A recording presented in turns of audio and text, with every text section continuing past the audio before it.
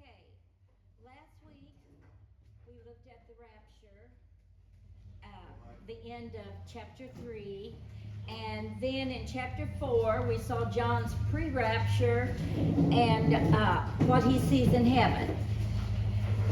And I have to admit, this week I've been praying for the rapture. I'm not looking forward to the other chapters. Can you just take us now? But he didn't. So we're going to look at chapter 5 we're in. The scroll and the lamb. Shelley, would you read verse 1 through 4? Okay. Then I saw in the right hand of him who sat on the throne a scroll with writing on both sides and sealed with 7 seals. And I saw a mighty angel proclaiming in a loud voice, "Who is worthy to break the seals and open the scroll?" But no one in heaven or on earth or under the earth could open the scroll or even look inside it. I wept and wept because no one was found who was worthy to open the scroll or look inside. Okay. Well, this chapter should be titled The Greatest Real Estate Deal in History. Donald couldn't even do this one, I don't think. But John's attention changes now as he sees in the right hand of God a scroll with 7 seals. And John knows immediately what it is. We don't, because we weren't raised as a Hebrew. But John does. To understand the scroll, we have to understand the doctrine of dominion. And dominion just means ownership. Sovereign. It's your domain. You are in control of it. If you go all the way back to the beginning of the book in Genesis, God gave dominion to man. And he gave him everything. He said, you have dominion over the animals that move on the earth, over the birds in the sky, everything. You have dominion over it. But we all know what happened. Didn't take long, did it? Genesis 3. Adam defaulted on the deed. He did not obey God's command. And there was only one. You would think, right? But he didn't, and man lost his dominion because of that. When he sinned, when sin entered the world, Satan then had control. Man was banished. He was cursed by God. Satan also was cursed by God. But God tells Satan, this isn't the end. And I know we all know this story. If you'll show the next picture, I think, Natalie. Oh. I think I have it in the right order. It's a crucifixion. The debt was paid. Yes. But it's paid, but it hadn't been redeemed yet. Okay? Now, the reason I think John knew exactly what this was when he saw that and why he wept. You know, scrolls were the writing paper of the day. On the inside, it was all smooth, and that's where you put all the details in. Like of the property, you know, it would be this boundary, you know, kind of like our land deeds. And all this would be inside of that. And then when you flipped it over, that would be where you would put the buyer and the seller and the date and all these things, you know. And then it was rolled up. You can go to the next. Most of the time it would just be tied with a string, and then you put it in the mail or send it by messenger. And that's how they communicated. But a land title was different. A piece of land in Israel was never lost. God gave the land to the offspring of Abraham, Isaac, and Jacob as their inheritance. It was called the Abrahamic covenant. And in Leviticus 25, I want us to go there. That's way back at the beginning, Leviticus, 3rd book, chapter 25. Read verse 1 through 28. You want to read that, Natalie? Can you do that? One moment, please. Okay. The Lord said to Moses at Mount Sinai, "Speak to the Israelites and say to them, when you enter the land, I am going to give you the land itself. You must observe a Sabbath to the Lord. For 6 years sow your fields, and for 6 years prune your vineyards, and gather their crops. But in the 7th year, the land is to have a year of Sabbath rest, a Sabbath to the Lord. Do not sow your fields or prune your vineyards. Do not reap what grows of itself, or harvest the grapes of your untended vines.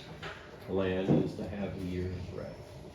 Whatever the land yields during the Sabbath year will be food for yourself, your male and female servants, and hired workers, and temporary residents who live among you, as well as for your livestock and the wild animals in your land. Whatever the land produces may be eaten." Okay, go ahead. The year of Jubilee. Count off 7 Sabbath years, 7 times 7 years, so that the 7 Sabbath years amount to a period of 49 years. Then have the trumpet sounded everywhere on the 10th day of the 7th month. On the Day of Atonement, sound the trumpet throughout your land. Consecrate the 50th year, and proclaim liberty throughout the land to all its inhabitants. It shall be a year of jubilee for you. Each of you is to return to your family, property, to your own clan. The 50th year shall be a jubilee for you. Do not sow, and do not reap what grows of itself, or harvest the untended vines, for it is a jubilee and is to be holy for you. Eat only what is taken directly from the fields. In this year of Jubilee, everyone is to return to their own property. If you sell land to any of your own people or buy land from them, do not take advantage of each other. You are to buy from your own people on the basis of the number of years since the Jubilee, and they are to sell to you on the basis of the number of years left for harvesting crops. When the years are many, you are to increase the price. When the years are few, you are to decrease the price, because what is really being sold to you is the number of crops. Do not take advantage of each other, but fear your God. I am the Lord. Follow my decrees and be careful to obey my laws, and you will live safely in the land. Then the land will yield its fruit, and you will eat your fill and live there in safety. You may ask, what will we eat in the 7th year if we do not plant or harvest our crops? I will send you such blessings in the 6th year that the land will yield enough for 3 years. While you plant during the 8th year, you will eat from the crop and will continue to eat from it until the harvest of the 9th year comes in. The land must not be sold permanently, because the land is mine, and you reside in my land as foreigners and strangers. Throughout the land that you hold as a possession, you must provide for the redemption of the land. If one of your fellow Israelites becomes poor and sells some of their property, their nearest relative is to come and redeem what they have sold. If, however, there is no one to redeem it for them, but later on they prosper and acquire sufficient means to redeem it themselves, they are to determine the value for the years since they sold it, and refund the balance to the one to whom they sold it. They can then go back to their own property. But if they do not acquire the means to repay, what was sold will remain in the possession of the buyer until the year of Jubilee. It will be returned in the Jubilee, and they can then go back to their property. Okay, stop there. Okay, thank you, David. Well, God tells the Israelites they do not own the land. It is His. That's a big thing for us to remember. They are just caretakers and servants of the land. And He confirms this gift 55 times with an oath and saying it is an everlasting covenant. Now they can sell the land, but it's really more like a mortgage on the land. But there were 3 stipulations. You had to be a relative, so you had to be in that clan. You had to be willing to do it when they came and asked you, but you also had to have enough money to do it. Then that gave you the right to use that property.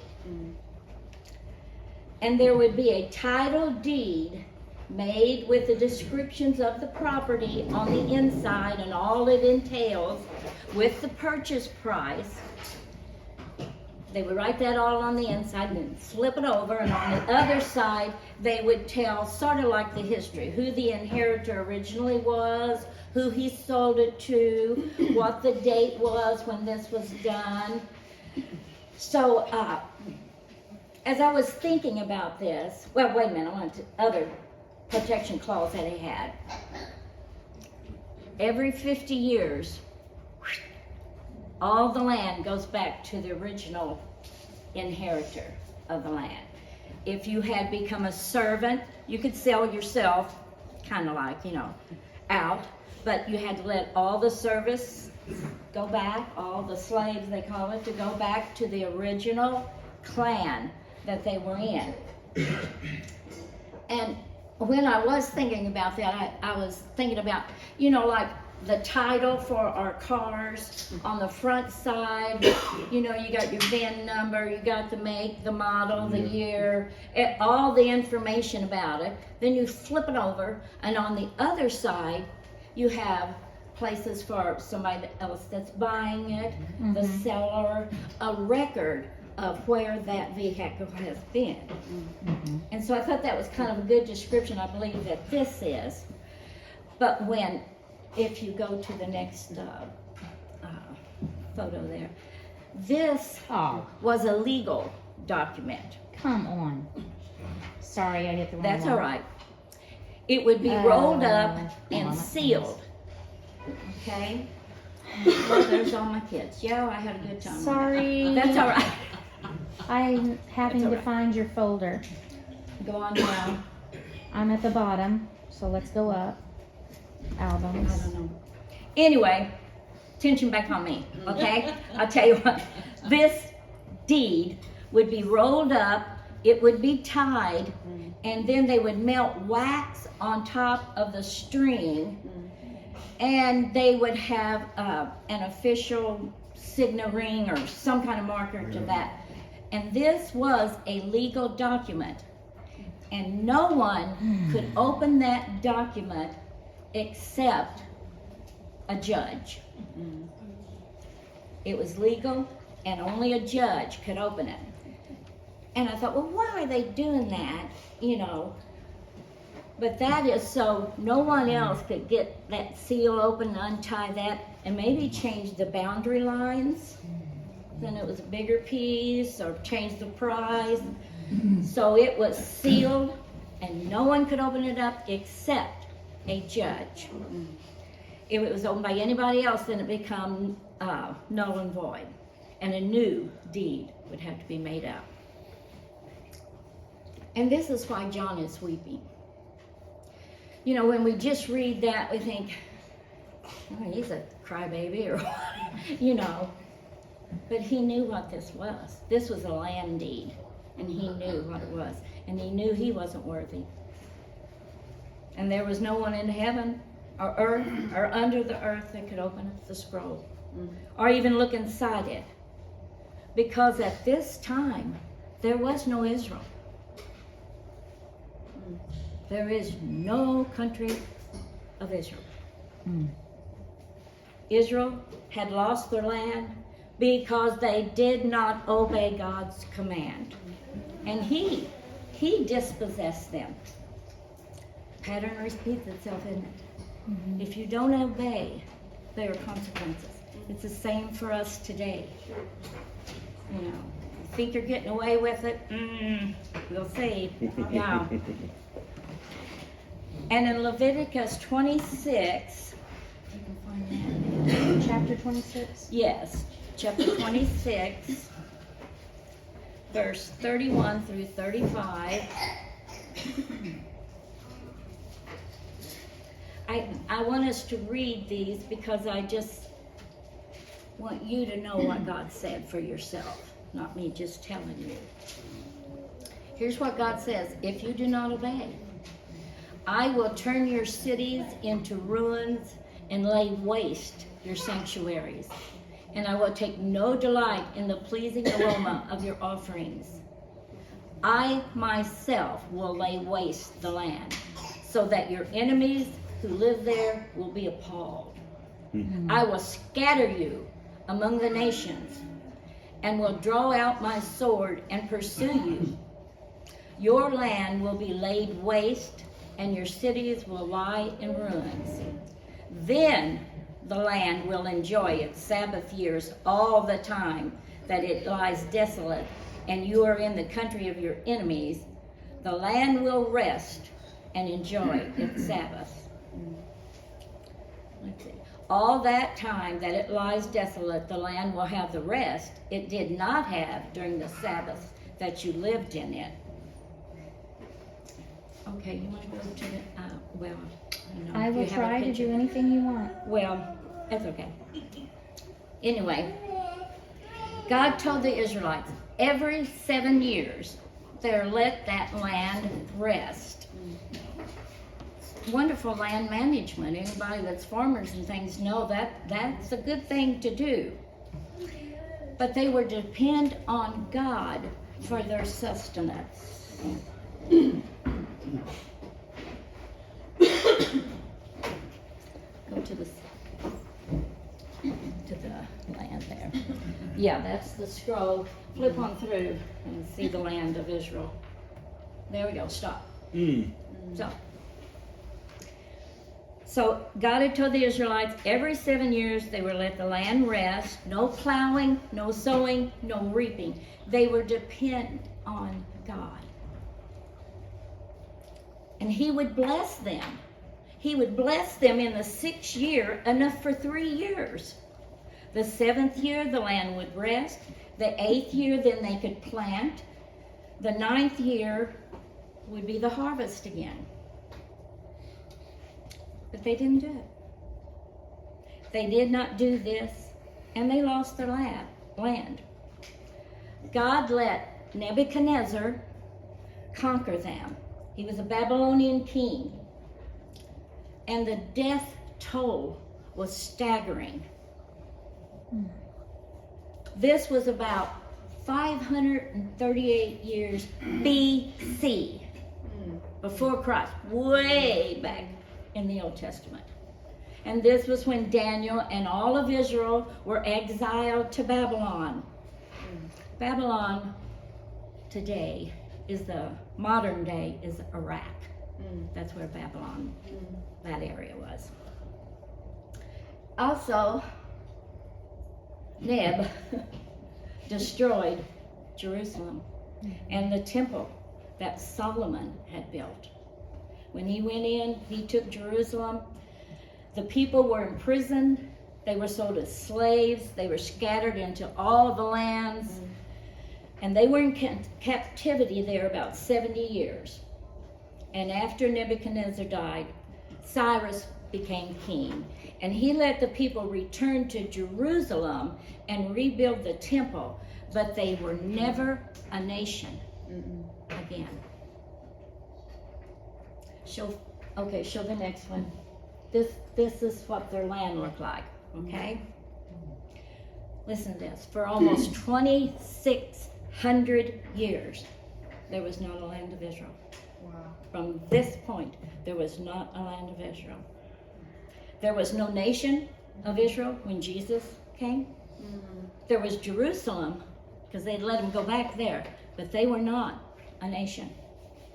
Nor in John's day. and had not been for over 500 years when Jesus came and when John was writing this. So when he saw that land title, he wept. When there was nobody to open it up. Yeah. I think we can see why in 1948, when Israel became a nation again, it was a big deal. 1948. And the United States recognized it on that same day. Harry Truman did. Wow. He recognized it. In one day, it went from not existence to existence. You know what? There's a scripture about that. Isaiah 66:8. You don't have to go there. God asked a question. Can a country be born in one day? Yeah. It can if God's got his hand on it. Just think, what are the probabilities that a people group would be globally dispersed and for 2,600 years they had no homeland? Yeah. But they kept their identity as a people. That in itself is a miracle. Because all the other people that we read about in the Old Testament, you know, the Moabs, the Edomites, the Philistia, never heard of them again. You know, they were just acclimated, or not acclimated, but to the other groups of people that was around, so that they had no distinct except the Jewish nation. And then in AD 70, an even greater calamity came on the Jews. 2 years before, 20,000 Jews were killed by Gentiles in Caesarea. And in a single day, the people of Damascus cut the throats of 10,000 more. In a single day. But in AD 70, Jerusalem was conquered again, this time by the Romans, and the temple was destroyed again. Just as Jesus had said, not one stone on the other will stand. More than 100,000 bodies of Jews were thrown over the wall of the city during that siege. And after the fall of the city, an equal number were sold into slavery. So they're all dispersed again. More than 1 million people were killed in the conquest of Jerusalem and the events that followed. And the Jews then were banished from Jerusalem. You couldn't even go into town. Wow. And during the Crusades, I don't know, all of our history people, the Christians, when they were trying to regain the holy places in Israel from the Muslims, they also brought extermination to the Jews of Europe. I mean, they're just everywhere, you know. And Deuteronomy predicted that the people would become a horror, a proverb, a taunt among the people where the Lord drives you. And nobody wanted to be a Jew. Yeah. Don't tell anybody, right? Nope. Of course, in the more recent past, Hitler exterminated 8 million more. Ooh. If you can come up with that, Natalie, that picture. I'm working on it. But we all know. We've all seen it. Well, Yes, go back. well, yeah, if I had control of your phone, I was doing it on its own. Good. Well, that's what Israel looks like now. I'm stuck on one picture right here, and it's doing its Yeah. own thing. Yeah, okay, well, they'll eventually come up. But that's what it looks like now, since they have been able to go back. Today, there's the Wow. bodies. Buchenwald, I think, is where it was when the U.S. went in. That's the ash heap of the bodies of the people. Just for a little information, Israel predates Palestine by 1,000 years. Palestine really was never declared a nation. It just became general. Well, that's Palestine. Today, no one can buy land in Israel. It all belongs to the state, and you have to lease it, but you have to be a citizen. What wisdom is that? So another other country can come in and buy up the land, and then it not be theirs again. Believe me, the Arabians have the money to do it, but they can't do it because they cannot sell the land. There are some exceptions, but 90% is the state. Now, the country is not very religious today. What country is? Mostly they are patriots, which they call Zionists, which means they want their own homeland, but not necessarily the religion. When Israel became a nation again in 1948, it shook up a lot of people in the church. When there was no Israel and they read their Bible, all the prophecies talking about Israel, they said,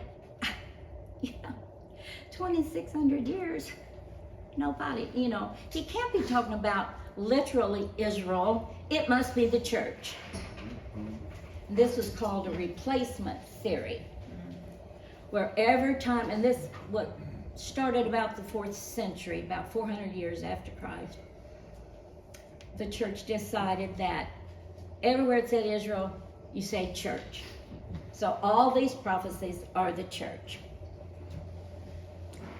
Well, another big deal was when Israel conquered Jerusalem back in 1967.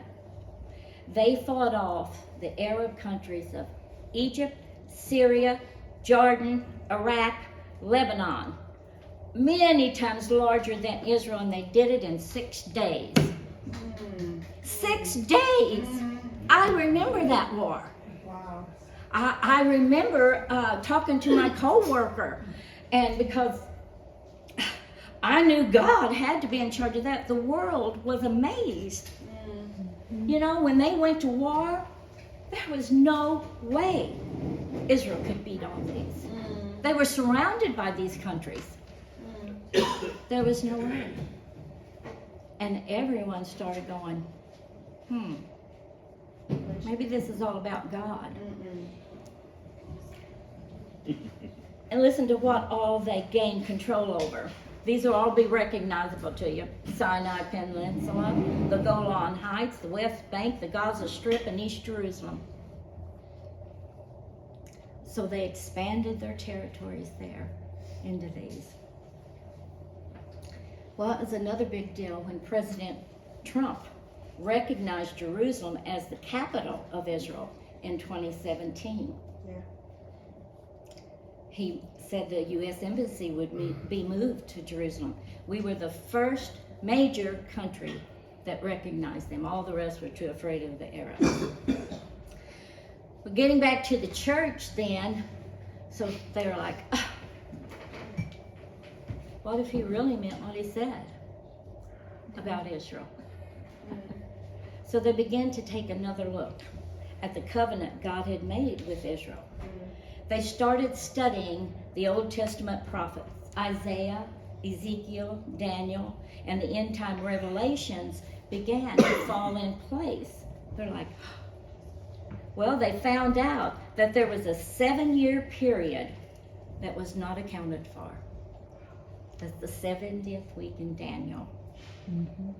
The actual formula to figure it out in years was 7 times 70 equals 490. And it was 483 years later when Jesus was born. Wow. There's 7 years remaining. Wow. But when he was born, the Jews still didn't accept him, did they? So God sent the message to the Gentiles. Yes. And this is referred to as the time of the Gentiles. Yes. But there still is a 7-year time period that God will deal with the nation of Israel. Now, there were a lot of Jews then and now who believe in Jesus. Messianic Jews, they're called. But they won't be here for that 7 years either, because they raptured also. But this 7-year period really is a time for the apostate church. Apostates meaning fallen away. That God is going to deal with that, and the Jewish people that have denied Jesus Christ. And thanks to Shelley teaching us the book of Daniel, we have a little bit of, and we can see where Daniel and Revelation is lining up. Okay, I want to go to Ezekiel 37. Go back to that. Ezekiel 37. Where you at, Ezekiel? There you are. Verse 21. Oops. Right there. Somewhere in the midst of this. Here we go. Let's see if I can get down there. Verse 21. Shall 21. I? And say to them, this is what the sovereign Lord says. I will take the Israelites out of the nations where they have gone. I will gather them from around and bring them back into their own land. I will make them one nation in the land. On the mountains of Israel there will be one king over all of them. They will never again be two nations or be divided into two kingdoms.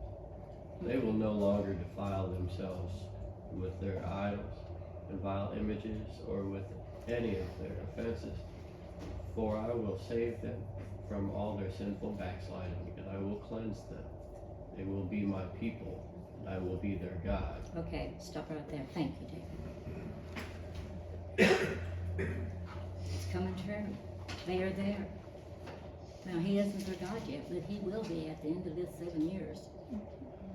And Isaiah said the same thing in chapter 11:11. You don't have to go there, but he says, gather them from the four corners of the earth. Draw them. Isn't it amazing that they still know who they are? That is amazing. I read somewhere too that, at the end there's going to be another temple that's going to be built. And so they need priesthood.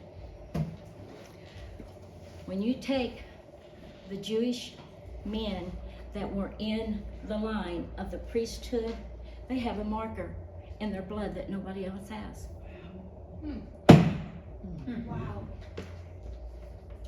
Wow. I think he means what he says. Okay.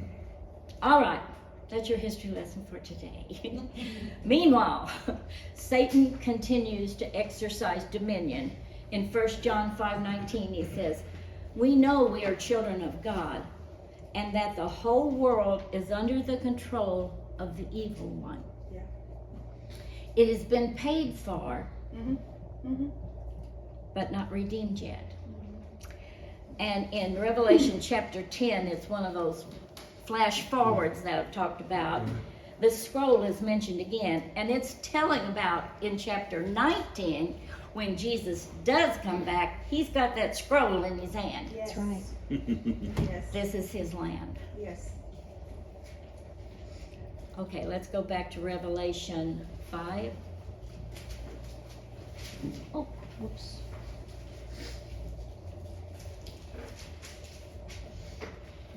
And Shelley, if you'll read 5 through 14, please.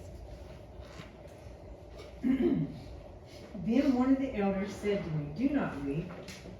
See, the Lion of the tribe of Judah, the root of David, has triumphed. He is able to open the scroll and its 7 seals. Then I saw a lamb, looking as if it had been slain, standing at the center of the throne, encircled by the 4 living creatures and the elders. The lamb had 7 horns and 7 eyes, which are the 7 spirits of God sent out into all the earth. He went and took the scroll from the right hand of him who sat on the throne, and when he had taken it, the 4 living creatures and the 24 elders fell down before the Lamb. Each one had a harp, and they were holding golden bowls full of incense, which are the prayers of God's people. And they sang a new song, saying, "You are worthy to take the scroll and to open its seals, because you were slain, and with your blood you purchased for God persons from every tribe and language and people and nation. You have made them to be a kingdom and priests to serve our God, and they will reign on the earth." Then I looked and heard the voice of many angels, numbering thousands upon thousands and 10,000 times 10,000. They encircled the throne and the living creatures with the elders. In a loud voice they were saying, "Worthy is the Lamb who was slain, to receive power and wealth and wisdom and strength and honor and glory and praise."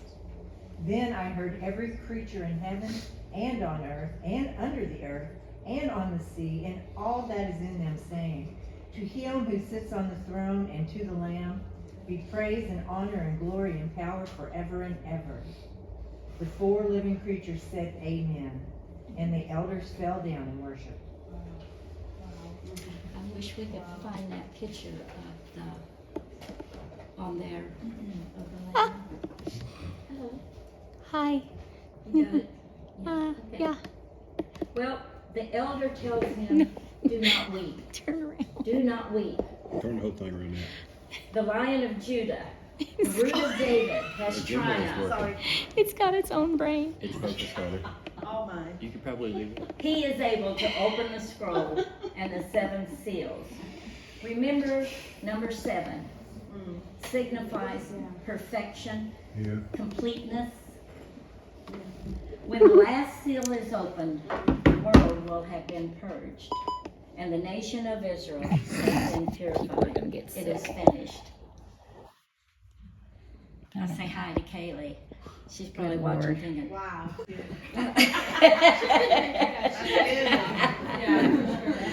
Now, at this point, John is probably imagining a mighty warrior.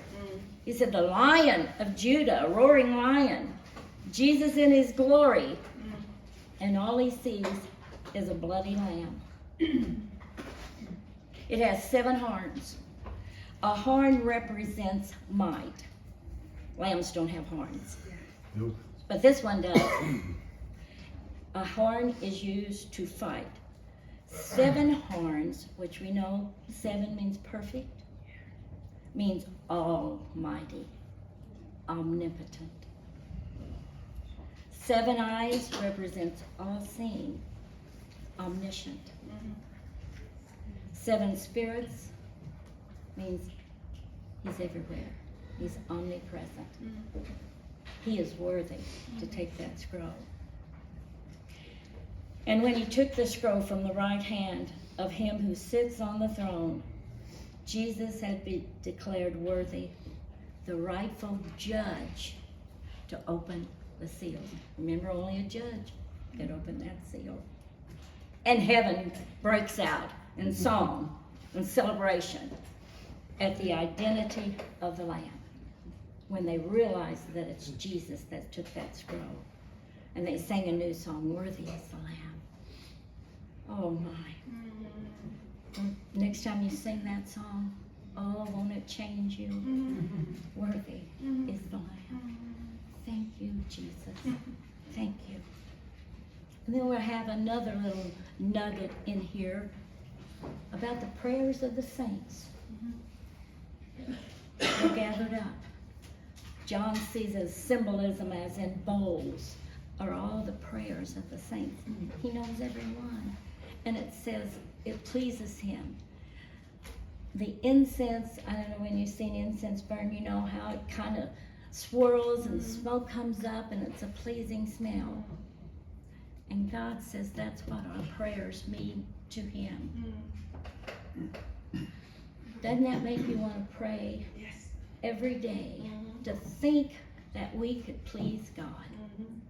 Usually all we think is about him pleasing us. It says in the scriptures, with uplifted hands, they bless the Lord. That's why we raise our hands. It's not because we're just, hey, that's a good line.